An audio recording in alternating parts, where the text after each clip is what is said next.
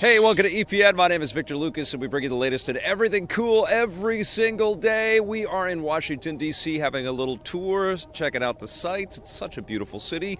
This rundown is going out to the James FTW, who says, "Whoa, it's Victor Lucas. I used to watch EP. Oh, my goodness." Thanks for watching again. Let's get started with your rundown.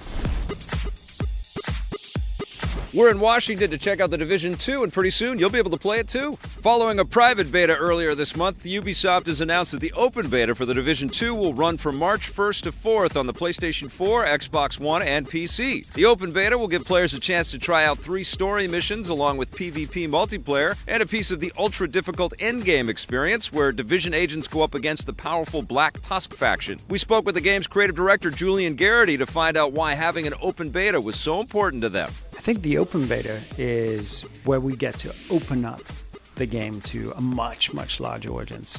We broke records on the private beta, but it's important for us to stress test the servers, our escalation methods for the servers, that type of thing. From the private beta to the open beta, we received a huge amount of feedback from the community, and we really wanted to address as much as possible to show how open to feedback and how much we were taking on board. But it's also, to get the news out to everybody. The game is shaping up to be an incredibly fun experience. The final version of the Division 2 will deploy March 15th, and we'll have more coverage on the game before it arrives. It's looking more and more likely that we'll be playing Xbox games on the Nintendo Switch. New rumors have come in that Microsoft is preparing to launch a library of Xbox games on the Nintendo platform. YouTube news outlet Direct Feed Games, which has a strong history of accurate reporting on Nintendo rumors, claims that Microsoft is working to port several big first-party Xbox games like Ori and the Blind Forest to the Switch, and also launch their new cloud streaming platform, Project xCloud, on the Nintendo system. The streaming platform would essentially give Nintendo fans access to pretty much every Xbox game, regardless of how powerful the hardware requirements are. This isn't the first time we've heard these rumors. Earlier this month, Microsoft posted and then quickly deleted news about a keynote at the upcoming Game Developers Conference, where they'll be speaking with developers about how to optimize Xbox games on the Switch. GDC kicks off March 18th, so don't be surprised if we get an official announcement there or at E3 in June.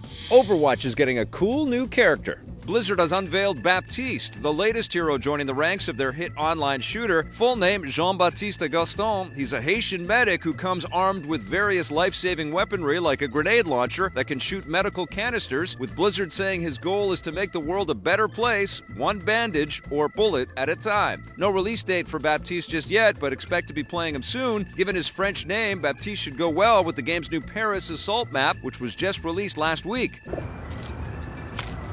We have nothing to fear but fear itself, and more Resident Evil games are coming to the Switch.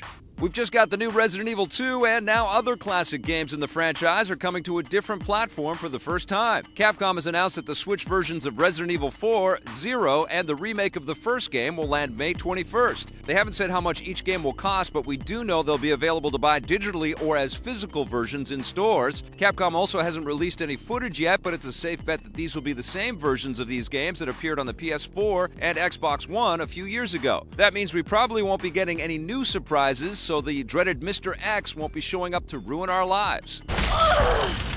Someone must have been splashing water around because a new batch of Gremlins are coming. An animated series based on the pint-sized 80s monster movie is on the way. Variety reports that Warner Brothers and their new parent company AT&T are developing the show as an exclusive series for their upcoming streaming service, which has been in development ever since AT&T bought Warner Media last year. They apparently hope that the iconic Gremlins franchise will help sell their streaming platform, similar to how Star Trek has helped launch CBS All Access. AT&T executives have actually stated to investors that streaming platforms are advantageous not just for the revenue they bring in, but because the more time viewers spend watching, the more metadata they gather about those viewers, which can then be sold to advertisers. I guess little gremlins and machines aren't the only thing you have to worry about when it comes to modern computers. Expect the new streaming service and the new Gremlins series to launch next year.